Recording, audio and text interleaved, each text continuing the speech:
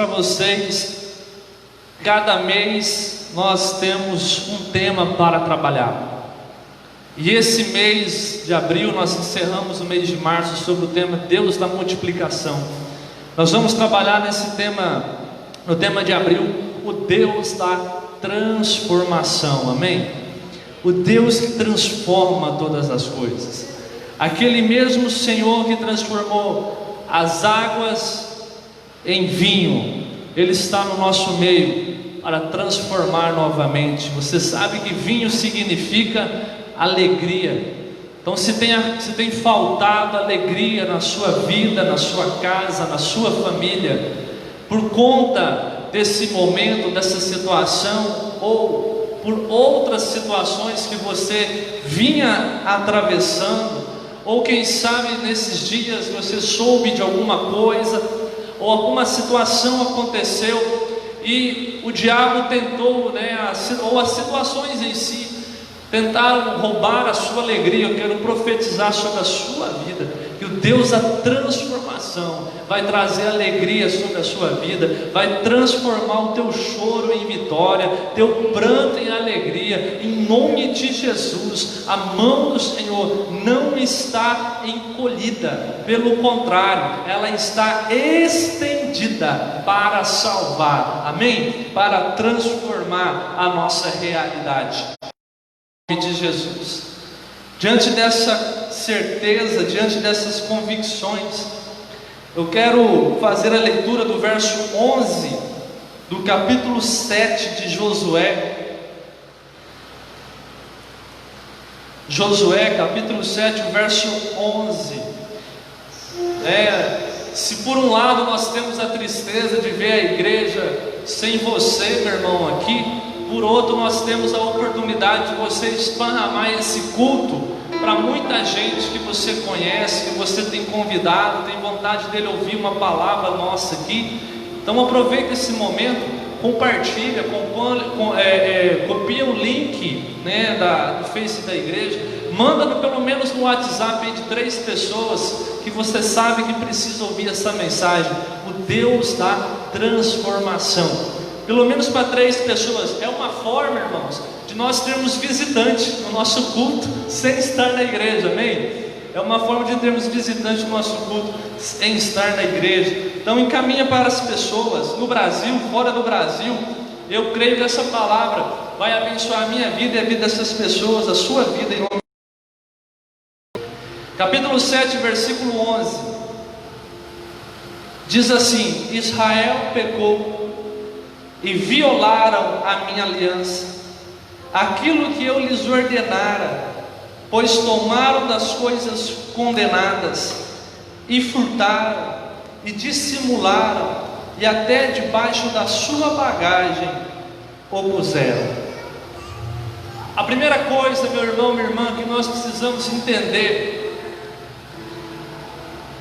o Deus da transformação, Ele conhece a nossa vida, desde o primeiro dia em que nós colocamos o nosso rosto para ver a luz do dia, para nascermos, que nós saímos do útero da nossa mãe. Ele conhece os nossos primeiros segundos e minutos até o dia de hoje. E se você ler a Bíblia, nós estamos aí num desafio de 4 capítulos por dia. E se você ler, nós estamos aí no livro de Juízes, terminando o livro de Juízes. Se você ler com muita atenção, você vai ver várias vezes a seguinte frase: e Deus fez uma aliança com o povo. E Deus fez uma aliança com o povo. Nós estamos num domingo especial, que é o domingo da Santa Ceia do Senhor. E nós só vamos poder ceiar porque Deus fez uma aliança conosco. Eu quero dizer para você, se você já ouviu alguém falando assim: olha, eu fiz uma aliança com Deus, ou se você já falou isso para Deus: Deus, quero fazer uma aliança com o Senhor, cuidado. Por quê? Porque em todo tempo a aliança com Deus, se houve situações, momentos em que essa aliança foi quebrada, nunca foi da parte de Deus, sempre foi da nossa parte. Sempre foi nós que quebramos a aliança. Sempre foi nós que, por alguma fraqueza, por alguma tentação, por ceder em algum momento da nossa vida, nós quebramos a aliança com Deus. Você se recorda que naquele tempo da Santa Ceia, estava ali sentado o traidor, e Jesus mesmo disse: olha, um de vós é o traidor. Muitos se perturbaram, e mesmo assim Judas não mudou de opinião. Judas foi lá e traiu Jesus. Judas foi lá e quebrou a aliança que ele tinha com Jesus, que Jesus tinha com ele. Depois da traição de Judas, nós sabemos que vem a caminhada de Jesus até o Gólgota, o julgamento. E nesse período, Pedro nega Jesus 3 vezes. Ele também quebra a aliança dele com o Senhor. Nessa história de Josué capítulo 7,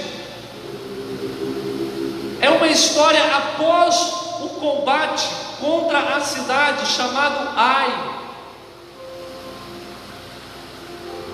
a cidade mais fácil que o povo de Israel tinha para combater naquele momento da conquista de Canaã. Era a cidade mais fácil. Já havia conquistado Jericó, que era uma cidade fortificada com altos muros. Deus deu vitória a eles. No capítulo 1 de Josué, o Senhor fala para Josué: Josué, não tenha medo, ser forte e corajoso, eu não vou te desamparar.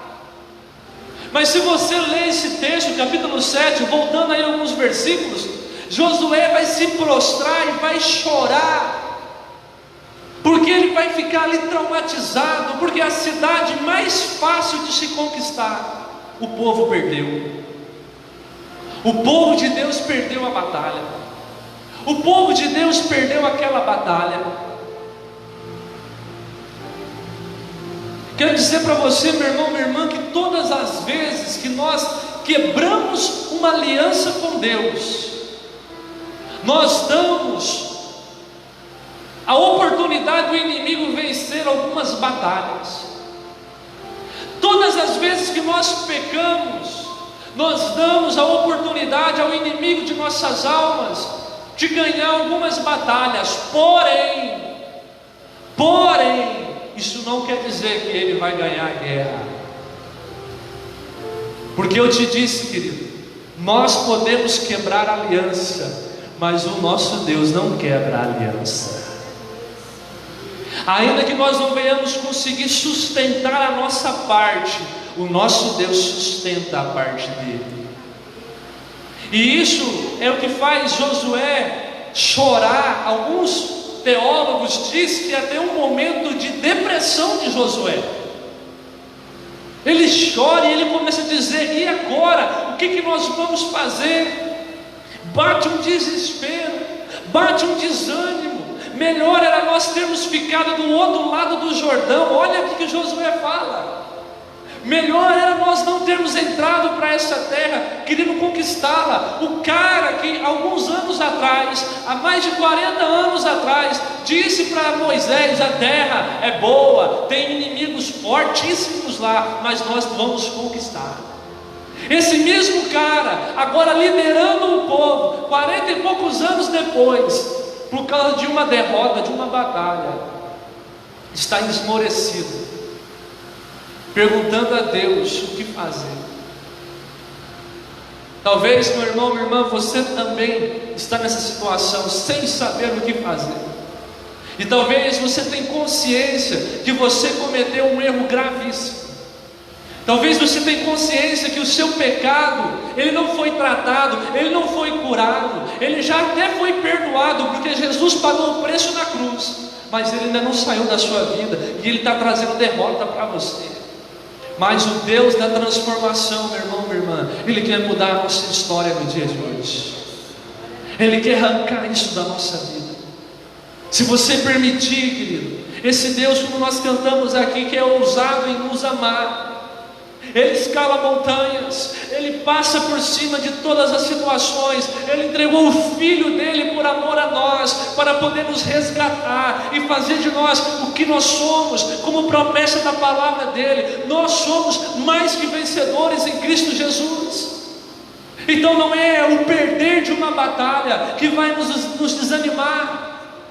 A priori o desânimo é verdadeiro, mas ele não pode se instalar, ele não pode ser a última palavra sobre nós. Levanta a sua cabeça, olha para o Senhor teu Deus e diga: Senhor, pequei contra ti e contra o céu, pequei mesmo, errei, me ajuda a mudar isso, transforma a minha vida, transforma a minha história. E da mesma forma que o Senhor transformou a história desse povo, Ele também vai transformar a sua. É bem verdade, meu irmão, minha irmã, que a causa da derrota foi porque um soldado chamado Acã, quando o povo venceu Jericó, o Senhor disse para eles: não pegue despojo dessa terra, queime tudo para mim, porque era a primeira terra que eles estavam conquistando. Então a primícia, o primeiro é sempre de Deus. O primeiro é sempre de Deus. De tudo que Deus me dá, de todas as vitórias que Deus me dá, o primeiro é de Deus. E Acã, sem Josué saber, ele escondeu uma capa babilônica e prata e ouro. E o Senhor vai revelar isso. O Senhor vai revelar para Josué: alguém me roubou, alguém pegou o que não deveria ter pego, alguém meteu a mão onde não deveria ter metido. E Acã vai confessar. Só que naquele tempo, gente, mesmo confessando, Acã e sua família morreram queimados, junto com o que eles tinham roubado. Eu acredito, querido, que pela confissão dele, ele foi salvo, porque ele confessou. Deus revelou que algo tinha acontecido, mas ele foi lá e falou: foi eu quem fiz. E como lei naquele momento, ele e a família dele foi queimado e aquilo que ele roubou. E ele foi salvo. Da mesma forma, eu creio, gente, que tem gente que vai ser salvo na última hora. Se você já assistiu o filme Deus Não Está Morto, assista. E quem já assistiu lembra que aquele professor que se dizia ateu, ele foi atropelado no final do filme. E ali nos últimos instantes da vida dele, alguém poderia dizer ironia do destino, e eu vou dizer obra de Deus. Um pastor, na verdade 2 pastores estavam no semáforo no momento em que ele foi atropelado, saíram do carro debaixo de chuva e foi acudir ele. E um dos pastores tinha conhecimento médico e ao tocar por debaixo dos pulmões dele, disse: olha, ele tem poucos minutos de vida porque o pulmão está inchando. E então o pastor fala para ele: aceita Jesus como seu Senhor.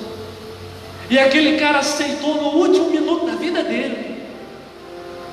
Um cara que se dizia ateu, um cara que quis pregar contra Deus, um cara que quis impedir o nome de Deus de ser louvado no meio de uma faculdade, no último minuto da vida, muito jovem ainda, com muito para viver. Sabe, irmãos e irmãs, eu não sei qual vai ser o último dia da sua vida, e eu não sei qual vai ser o último dia da minha vida, mas nós temos a oportunidade hoje, com saúde plena, com forças, de dizer para o Senhor: Senhor, eu pequei contra ti. E você pode crer, querido, que diferente de Acã, nós não vamos ser queimados. Podemos até ser queimados, mas não para a morte como foi ele ali, mas para a purificação. Que na verdade o queimar foi para purificar. O sentido dele e daquelas coisas que ele roubou, ter sido queimado, foi purificar o povo novamente, foi tirar a contaminação novamente. Mas hoje o queimar é dentro de nós. Hoje o queimar é nós colocarmos a vergonha de lado e procurar o pastor, um discipulador, ou um irmão e irmã que a gente confia e fala: cara, eu tenho pisado na bola com Deus aqui, eu tenho quebrado minha aliança com Deus aqui, me ajuda a vencer a pornografia, me ajuda a vencer os roubos, pequenos roubos que eu faço no trabalho, me ajuda a vencer a mentira, me ajuda a vencer minha compulsividade, me ajuda a vencer essa mágoa. anda comigo, porque eu não quero perder as conquistas que Deus tem para mim, nem as grandes conquistas e nem as pequenas. Eu não quero mais dar ao inimigo da minha vida terreno para ele impedir de que eu e minha família venhamos vencer nossas batalhas. Eu não vou dar mais terreno para ele. Eu quero me arrepender. Para Acã, o arrependimento dele aconteceu, mas ele não teve mais oportunidade de viver. Para eu e você, nós temos a oportunidade de nos arrependermos e temos a oportunidade de vivermos e de viver melhor e de ver o que Deus pode fazer.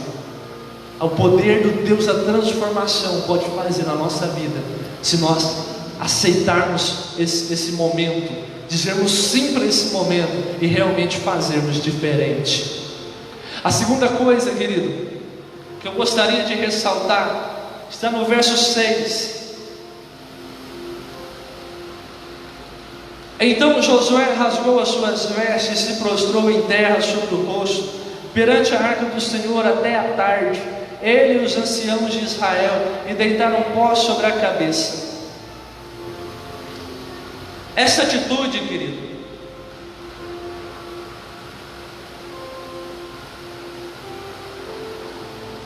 não é essa atitude condenada como depressão. Essa é uma atitude forte no meio do povo de Israel, que é arrependimento, contrição, rasgar suas vestes, ou seja, tirar sua veste boa, se sujar no pó do altar. Essas cinzas eram a cinza das ofertas que foram queimadas a Deus. Eles pegavam essas cinzas e passavam sobre si, como se eles mesmos se entregassem ali naquele momento como oferta ao Senhor. Josué e os anciãos, Josué e a liderança faz isso, e não é isso que nós fazemos hoje. Nós não estávamos de jejum no dia de hoje, pela nossa nação, buscando de Deus o favor dEle, mostrando para Ele que nós estamos nos arrependendo e pedindo perdão pelos nossos pecados, e pedindo perdão pelo nosso país, pela nossa nação. Quem estava no culto de terça-feira lembra que eu convoquei a igreja para 7 dias de jejum, a começar na quarta, terminar na terça. 7 dias de jejum. Coincidiu com a proposta do presidente de clamar o povo a fazer jejum. E aí eu começo a ver pessoas que não fez jejum, ou que não fazia jejum, a fazer jejum. E aí eu não sei se eu fico feliz ou se eu fico preocupado, irmãos, porque o nosso presidente, glória a Deus por essa atitude dele, é uma atitude louvável. Só que eu fico perguntando, e quando o pastor pede para a igreja fazer um jejum, que Deus dá uma ordem direta pelo anjo da igreja, que em condição de hierarquia espiritual é maior do que o presidente, e os irmãos acham que é difícil demais, acham que não cabe. Mas aí vem o presidente, vem o prefeito, e todo mundo quer jejuar. Será que Deus recebe esse jejum, irmão? Porque será que esse jejum não é só emocional, não? Porque o presidente mandou. Porque o líder que Deus dá para pastorear a sua vida, para ser cobertura da sua vida, te traz uma convocação para jejuar, você não faz. Você acha difícil. Então eu louvo a Deus pela atitude dele. Eu estava falando isso com a Aline hoje. No tempo do Lula, eu jejuei e convoquei a igreja para jejuar em São Paulo.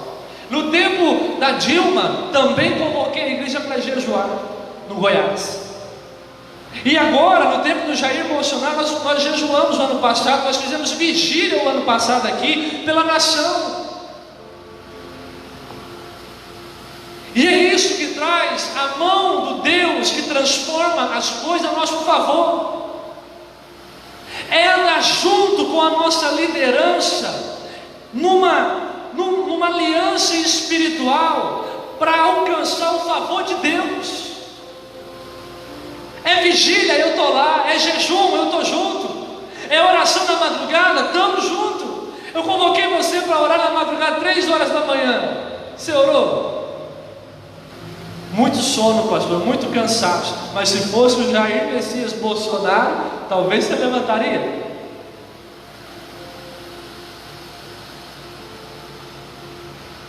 Então nós não precisamos mais dos pastores, porque é eles que Deus levantou para conduzir o rebanho. Entenda, não estou contra a ação do presidente, ele está corretíssimo. Acredito eu que ele deve ter ouvido pastores que caminham com ele e falou: presidente, faça. E a atitude, ela é benéfica, ela é correta.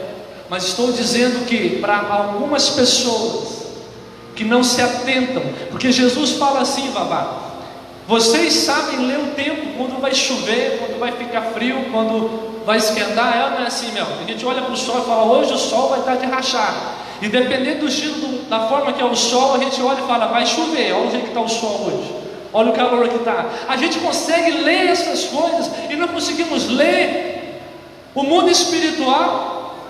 E aí Deus traz o nosso pastor, Deus traz um líder da célula, Deus traz um líder de ministério e fala: gente, vamos nos movimentar em orar e jejuar, para que Deus transforme nossa igreja, nossa cidade, nosso país, a nação, as nações. Aí eu falo: não, vou fazer isso não, meu. Mas aí quando vem o presidente e fala, aí eu digo: não, eu vou fazer. Irmãos, você está precisando de quem é assim, não é todos que são assim, mas quem é assim está precisando que Deus transforme o seu caráter, porque você é só um bajulador, uma multidão, mas você não é discípulo. A multidão, ela só experimenta pigmentos da transformação. Agora, os discípulos, meu amado, meu irmão, os discípulos, ele vive com o transformador.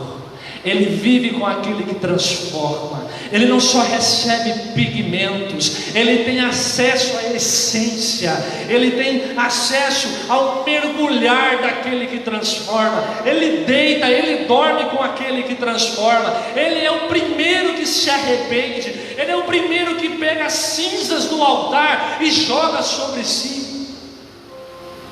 Ele é o primeiro. Bem-aventurado, meu irmão, minha irmã, é o discípulo de Jesus que ora e jejua sem o pastor convocar. Eu falo isso aqui direto. O jejum que nós convocamos é algo a mais na nossa vida. Nós temos que ter o nosso jejum, o nosso. Aquele que eu falo para Deus: Deus, é só meu, é porque eu quero mais do Senhor, é porque eu quero ver a transformação do Senhor na minha vida, então eu estou jejuando. Não é porque eu quero trocar de carro, não é porque eu quero uma casa maior, mas é porque eu quero mais do Senhor na minha vida. Eu tenho o meu dia de jejum, mas agora eu fui convocado pelo meu pastor, então eu vou fazer mais dias. Mas agora eu fui convocado pelo meu presidente, então eu vou fazer no dia tal. É diferente, irmãos. É diferente de quem é bajulador, que é Maria vai com as outras, que não tem prática, que não tem vivência. É diferente. Existe uma verdade nisso que nós estamos fazendo. Existe uma essência nisso, querido. E a essência é: eu faço porque eu quero algo dentro de mim transformado, e não só porque eu quero o coronavírus longe da minha nação. Eu quero uma nação com um caráter transformado, e isso começa comigo e com a minha família. Eu quero uma nação com educação transformada, isso começa comigo e com a minha família. Isso começa comigo. E então, pastor, como que eu consigo alcançar isso de Deus? Arrependendo, querido. Não é só você tirando 5 dias de jejum no domingo porque o presidente ou o pastor pediu, meio-dia, o dia todo. Se você não se arrepender, você só vai passar fome, meu irmão, minha irmã. Se você não tiver oração no meio desse jejum, você só vai passar fome, vai ter perdido o seu tempo. Jejum é ficar sem comer, mas é orar, e essa oração é o seguinte: Senhor, eu tenho pecado contra Ti, a minha nação está errada, mas eu também eu sou alguém nessa nação. Ei, queridos, me escuta, Paulo vai ensinar a igreja dizendo que o Senhor morreu por todos os pecadores, e Ele é o principal. Ele já tinha aberto várias igrejas, Diego. Ele já tinha passado por várias cidades, já tinha salvado muitas vidas, mas ainda assim o apóstolo Paulo se considerava o principal pecador. Eu quero a mão do Deus que transforma sobre a minha vida, mas eu preciso me arrepender, irmãos. Eu preciso me arrepender. E a primeira coisa que eu quero que Deus transforme, que eu preciso querer que Deus transforme, é a minha essência, é o meu caráter, porque senão eu vou continuar dando terreno para o inimigo, senão eu vou continuar dando força para o inimigo vencer batalhas, e aí eu corro o risco de perder a guerra. Mas se eu busco na oração e no jejum transformação do meu caráter, uma conduta diferente, então, meu irmão, minha irmã, você pode ter certeza, o inimigo jamais vai ganhar a guerra. O inimigo jamais vai ganhar a guerra. Terceiro e último,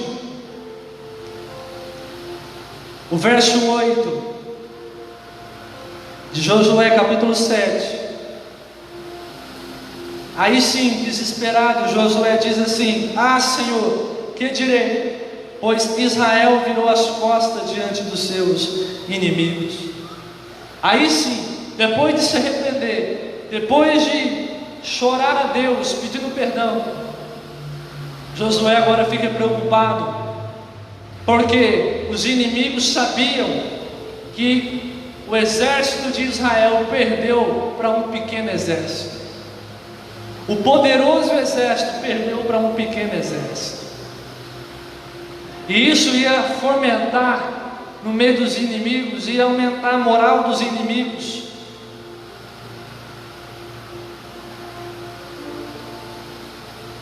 Quero dizer para você, meu irmão, minha irmã, é normal quando você vê a consequência de um pecado, quando você vê a consequência de um erro, e você falar assim: Deus, e agora? O que vão dizer de mim? É normal quando você vê a consequência de um erro de alguém, porque Josué está se consagrando pelo erro de alguém, não foi erro dele, foi o erro de Acã.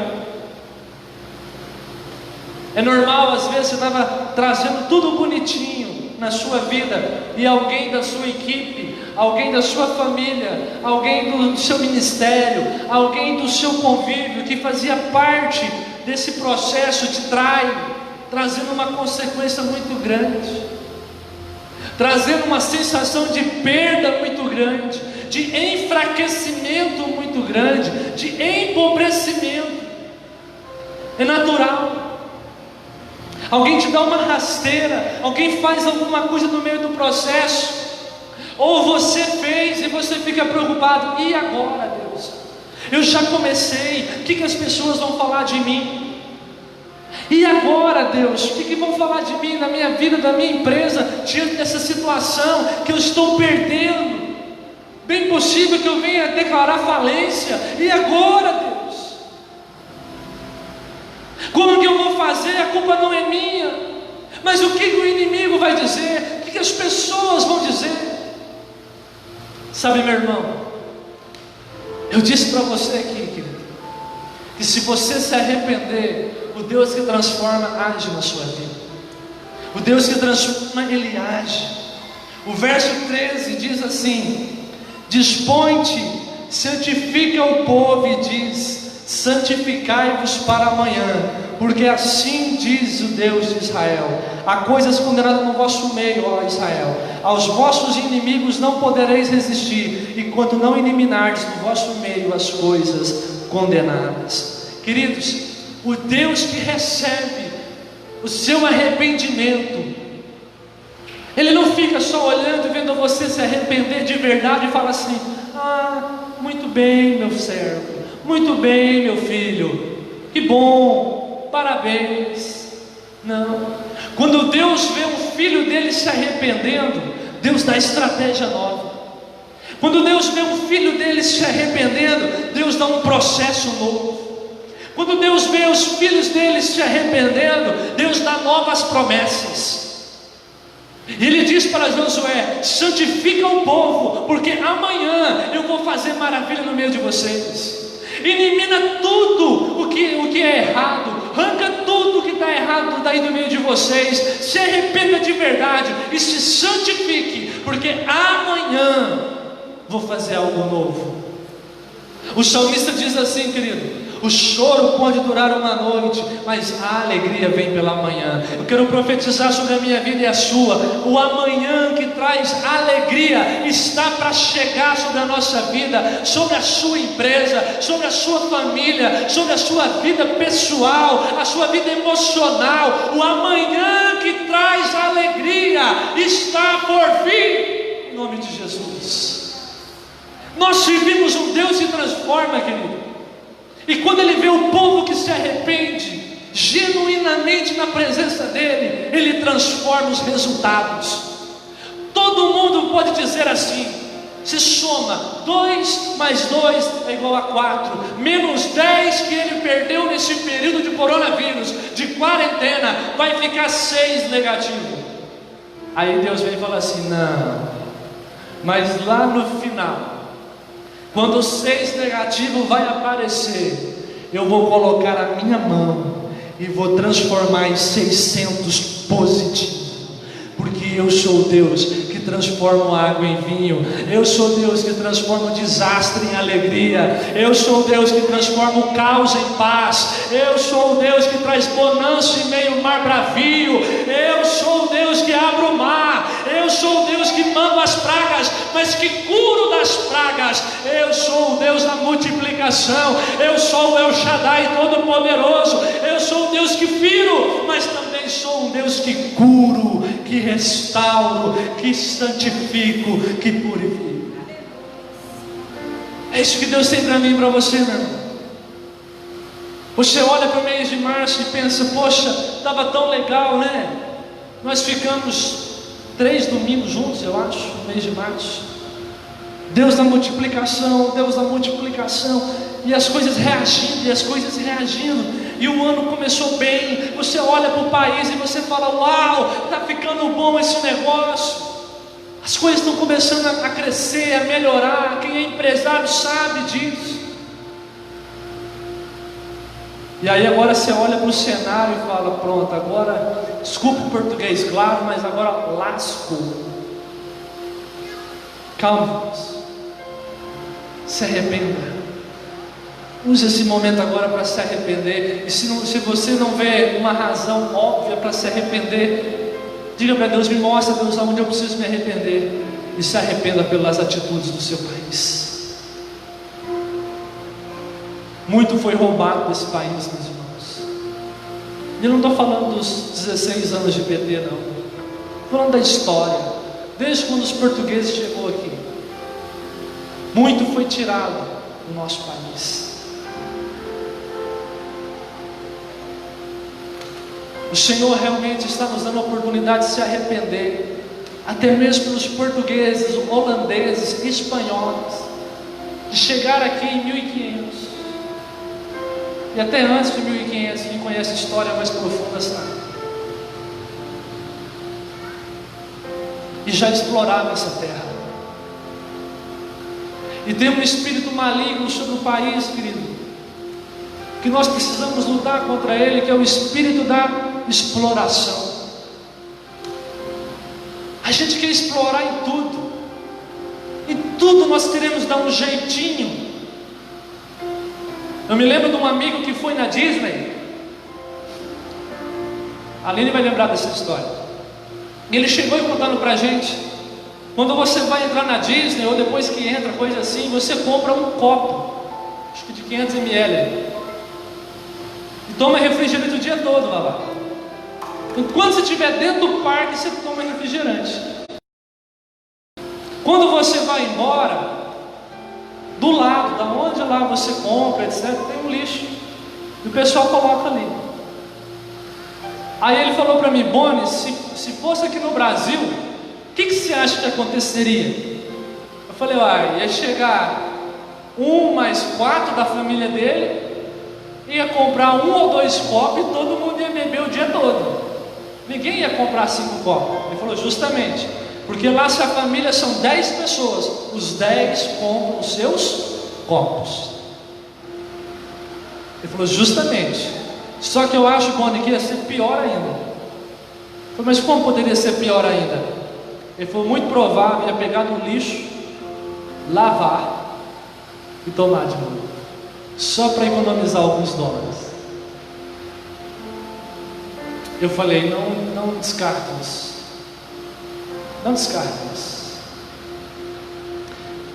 As pessoas vão nas festas pecuárias, compram um credencial, entra, rodeia lá por trás e entrega para o colega, usar a mesma credencial para entrar. Gato na energia, na água, no telefone, na TV a cabo. E você acha mesmo que não temos pelo que se arrepender?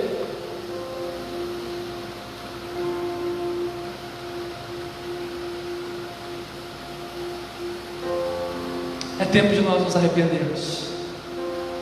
É tempo de nós falarmos para Deus: eu quero desafiar você a fazer isso. Porque se você quer um Deus que transforma, trabalhando na sua vida, feche os teus olhos e fala para Ele: Senhor, esse espírito imundo, explorador, arranca da minha vida. Tira, não deixa ele contagiar a minha vida, não deixa ele contagiar a minha família.